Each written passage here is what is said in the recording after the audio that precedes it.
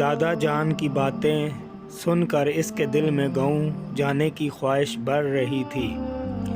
आज मैं तुम्हें अपने बचपन की कहानी सुनाता हूँ। दादा ने खनखराते हुए अपना गला साफ किया और कहा, तुम में से किस किस ने दहान का पौधा देखा है?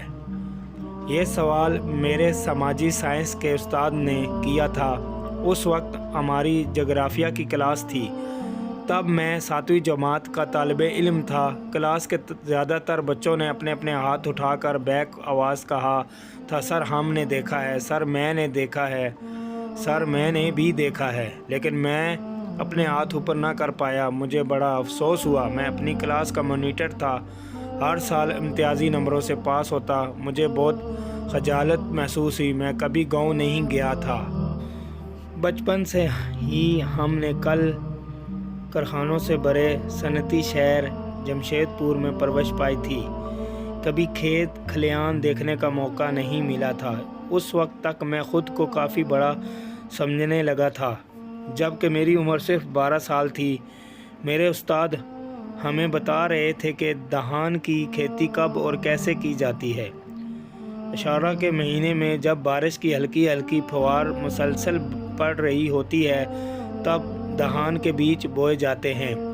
सावन के महीने में जब नन्हे नन्हे पौधे निकल आते हैं, तब इन्हें उखाड़ कर असल खेत में बोया जाता है। दहान के ऐसे छोटे छोटे पौधों को चारा कहा जाता है। दहान बोने से पहले खेत को खूब अच्छी तरह से तैयार किया जाता है। इस पर हल चलाया जाता है। खेत की मिट्टी हमवार की जाती है। इसके बाद खेत में पानी खड़ा किया जाता है। जब मिट्टी पानी से मरतूब होकर कीचड़ जैसी हो जाती है, तब इसमें बालशत भर के दहान के नन्हे नन्हे पौधे बोए जाते हैं। ये काम जितनी जल्दी मुकम्मल हो सके इतना अच्छा होता है। लिहाजा गांव के सभी औरत मर्द काश्तकारी मजदूर इस काम को मिलजुल कर अंजाम देते हैं।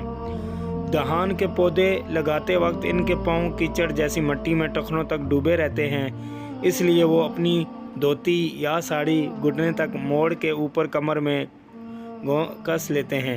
एक एक पौधे को अपने हाथ से खिली मिट्टी के अंदर पोस्त करके इसकी जड़ को मट में दबाया जाता है। ये अमल 1 या 1.5 फुट की यकसा दूरी पर वो इतने ज्योमेट्री अंदाज से अंजाम देते हैं कि दूर से देखो तो ये नज़ारा बड़ा दिलफरेब मालूम होता है।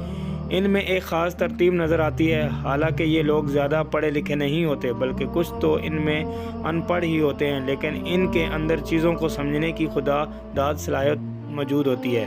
हाँ, एक बात तो बताना ही भूल गया।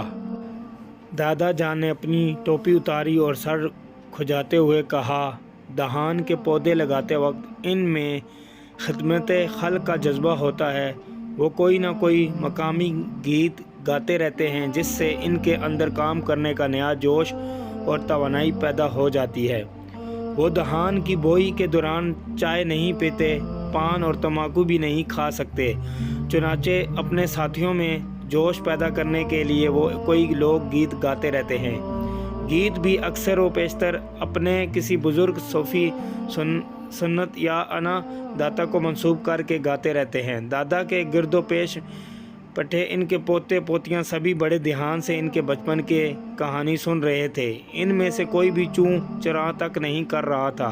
दादा बच्चों को इसी दिलचस्पी देकर अपनी कहानी सुनाने में मगन थे। इन्होंने हल्की सी कनकार के साथ अपना गला साफ किया और किस्से सुनाने के अमल को जारी रखा।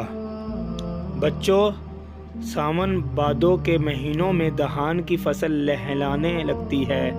दहान मौसम बहारा की फसल है। इसे खरीफ की फसल भी कहते हैं। ये अश्वन के महीने में दिवाली के फ़ौरन बाद काटने के लिए तैयार हो जाती है। इसे छठ पूजा के बाद काट कर खलियान बचा दिया जाता है। दहान की खेती एक इज्तिमाई अमल है। इस काम में गांव के सभी लोगों की ज़रूरत पड़ती है।